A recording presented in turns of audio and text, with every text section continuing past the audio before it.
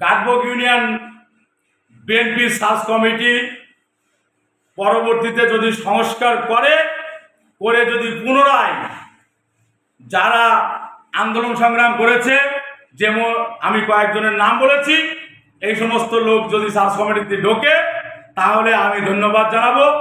তাছাড়া অন্যান্য ইউনিয়ন কমিটিতেও বিতর্ক রয়েছে।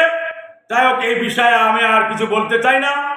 এই বলে আমি আমার সংক্ষিপ্ত সাক্ষাৎকার এবং এলাকার জাসাস কর্মীরা আমাকে ধরলো, তাই আমি আর সাক্ষাৎকার দিতে বাধ্য হলাম এবং বিএনপি নেতাকর্মী যারা আছেন তাদের চাপে আমি আর একটি সাক্ষাৎকার দীর্ঘ এক সপ্তাহ পরে এসে দিলাম। তাই আমি আমার বক্তব্য শেষ করছি। যাবার বেলায় আমি একটা কথা বলি, আগামী দিনে খুলনা 4 আসনে ধানের শীষ নিয়ে আমাদের মাঝে যে ফিরে আসবেন, এখন পর্যন্ত সম্ভাব্য প্রার্থী হিসেবে আমাদের নিয়ন্ত্রণাধীন অবস্থায় আছেন কেন্দ্রীয় বিএনপি তথ্য বিষয়ক সম্পাদক জনাব আইজুল বারী হিলাল ভাই।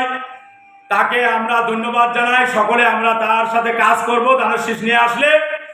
এই বলে আমি আমার বক্তব্য শেষ করছি। বাংলাদেশ জাতীয়তাবাদী দল জিন্দাবাদ।